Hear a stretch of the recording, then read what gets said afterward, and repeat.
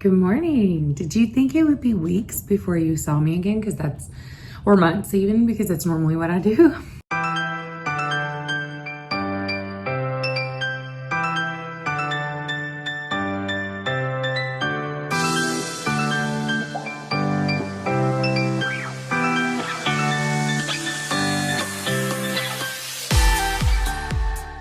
I am going to try to start being more productive when it comes to posting videos, because I need to get back in the habit. That's the biggest thing. If you've vlogged for a long time, once you get out of the habit, you're out of the habit. Didn't really give explanations for any of the things that we were doing, except for this part. Good morning. So today's Friday, and last night I found a KitchenAid mixer on Facebook Marketplace, and I'm gonna go pick it up, and I'm super excited about it because I've never had a KitchenAid mixer. But as you all saw the last video, with us moving, I need to start getting things to where I can start making from scratch again. So I want to start making bread again. And not that you need the KitchenAid mixer, because I did it for a long time without, but it's definitely gonna make it a lot easier. Also, one of the updates that I forgot to give you guys was back in February, I put a brand new set of tires on our cute little car that we got in June 2020, and the same car that we've drove everywhere. And right after I put the new tires on it, the next week, transmission went out, and it would have taken months to do. We can't trade it in because we're buying a house, so you can't do anything. So we took some money out of our savings and went and bought this big old beast. This is a 2001 Toyota Sequoia. It is a piece of crap, but it drives. I opened my door with a string. My hatch doesn't open. There's like the armrest or eat all to pieces. There's either heat or air, but you can't have both. And the motor that's in it is not even a Toyota Sequoia. It's a Toyota Tundra, and it's a 2004. So the body's got like 359,000 miles, but listen, it drives. And with us trying to buy a house, I will do nothing to jeopardize that. So we just gonna drive. This is Tammy the Toyota, because she's big and fat. But I'm just gonna drive this until we can eventually trade the Ford in. But because it's so expensive to fix, and honestly, my thought pattern is like, if that car is known to have a bad transmission and they replace the transmission, the only part they're gonna put in it is the same kind of part that messed up to start with. You get me? So when we brought home that mixer, the very first thing I wanted to try is Pretzel Bites and beer cheese. So me and Olivia got right to work. We made these pretzels, and they actually turned out really good. I figured out I cannot yet do the twisted pretzels. Like, I couldn't do it thin enough to where they made sense. So instead, what I did was just little pretzel bites, and they were delicious. The beer cheese was a little weird. I got the recipe on Pinterest. Wasn't too crazy about it. But yeah, so there's that. One of the other things that I didn't cover in the vlog before I show you the next couple of clips, I need to show you this clip.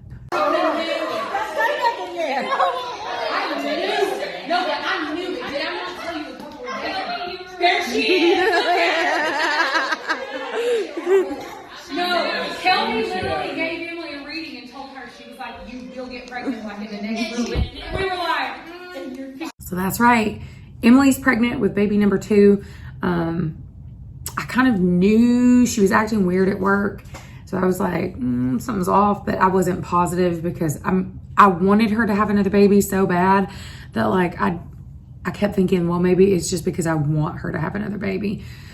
So yeah, so I've got my Boo Bear, and I'm gonna have Biddy Bear. Saturday, there was actually a crystal festival up in Knoxville that we attended because I'm obsessed with crystals and they are my favorite thing, and I have a extensive collection. I don't think I've ever showed you guys my collection. A lot of them are smaller pieces right now, small crystals, because I don't want to buy a lot of large crystals until after we've moved and we're in our forever house, because I just want to make sure that they don't get damaged in the move.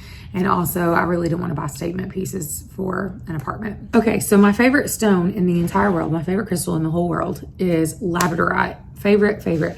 So pretty recently, I bought myself a sphere, and look at the flash on that thing. And she's very polished. I like them more raw, but this one was beautiful and I couldn't turn it down. It came with this little gold stand and she's so pretty. She stays on my desk. Here are just a few of my crystals. This is a piece of desert rose. We got a tiger's eye cube, some turquoise. We got a carnelian tower, little point. This is pyrite, and then we got some, I thought when I first purchased that it was rose quartz, but I think it's actually pink amethyst. Then we got a howlite tower. This is what I bought at the crystal, not at the crystal show. We went to another store. It is labradorite, and it is an elephant carving, and y'all, I'm obsessed. Like, I looked like a little kid in the store. I was like bouncing up and down. But look at the flash on her. Oh my God, she's so pretty. Got some smoky quartz. We got a chicken. I literally have this huge collection of little mushroom, this huge collection of all these super beautiful, beautiful crystals. This was actually the very first crystal I ever purchased. Labradorite, big freaking surprise there. But it's got a little bit of a flash to it, but this was my very first time seeing it. And I was instantly in love, and I knew that this was going to be my favorite. Like, it just, I don't know. I just love it. So there's my crystal. Just a handful of my, so this is just like a little small shelf I have by my desk with just a handful of my crystals. Another thing I forgot to address in the very first vlog, to be honest, I was super nervous. Like, I was a little bit panicky. Because like I said, I was terrified I was going to jinx it. I was like, should I even talk about this? What if it doesn't happen? What if something bad happens and that this doesn't go on? But the house is under contract now, so there is no going back at this point. I'm still hoping that nothing, you know, goes amiss or goes awry. But one of the things I did want to tell you all was I want you to understand that this is not our dream house. John and I had this long conversation about this the other day.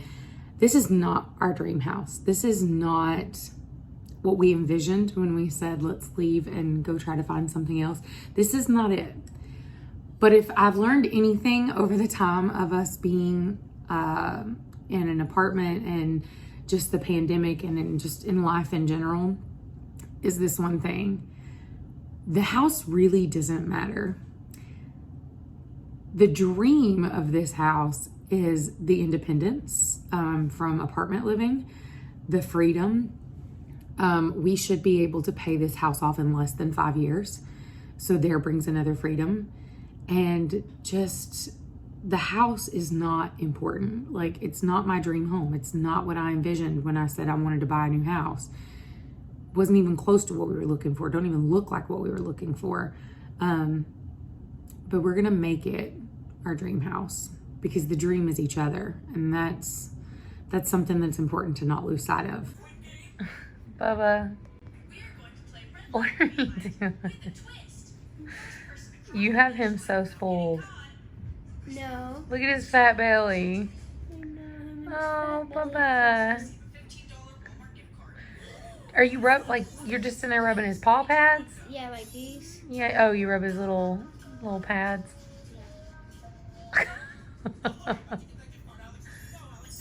Bub. He's ridiculous. Bubba. What are you doing? You have him so spoiled. No. Look at his fat belly. Oh, Bubba.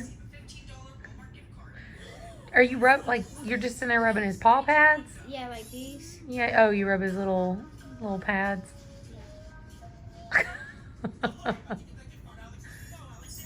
Bub. He's ridiculous. Is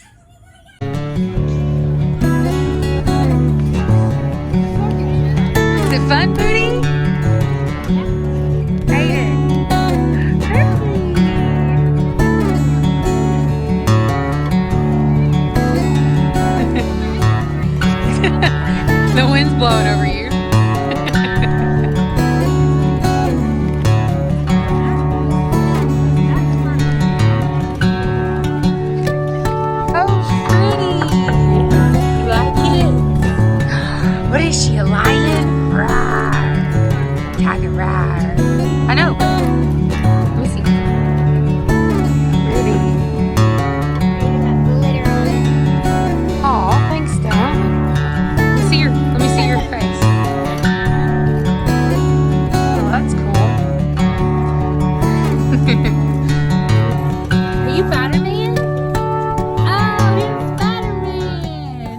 What did I tell you? What did I tell you?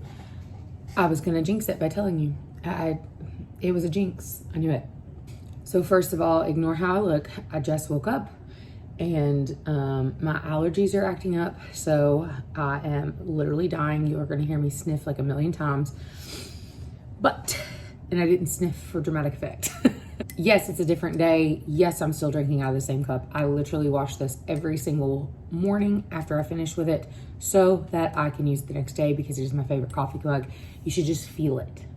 If you felt it, you would understand. So I told you I didn't want to tell you about the house because I was afraid I would jinx something. And then I was like, no, that's, you know, you're being ridiculous. Why is my camera sideways?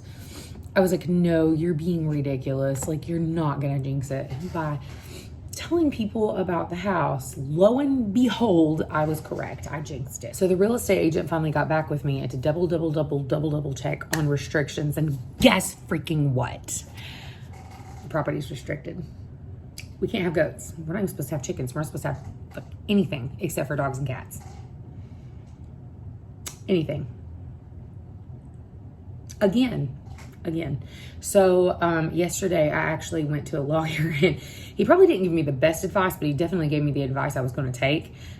He said feign ignorance. The place that we live is pretty secluded, pretty back there, not very populated. He was like, don't get a rooster, don't get goats. Both of those would be pushing it. And then, you know, you are more likely to end up with issues. And I was like, okay. He said, instead, he was like, instead, what you need to do is just get a handful of chickens, pretend to be ignorant. He was like, your property's way up high, away from everybody else. He was like, just get a handful of hens. And he said it would cost somebody a lot of money to come after you. And the stupid thing is, I was young and stupid and innocent when all that stuff happened the first time, as if, you know, it happened when I was 12. But I was kind of stupid and didn't know and didn't think to, and we couldn't afford, honestly, guys, we were so poor. Like, I don't think y'all realize how poor we were. But I was so poor when she sent me that letter, I completely freaked out because there was no way that we could afford a lawyer or anything. Like, we couldn't even afford a lawyer to look at the letter.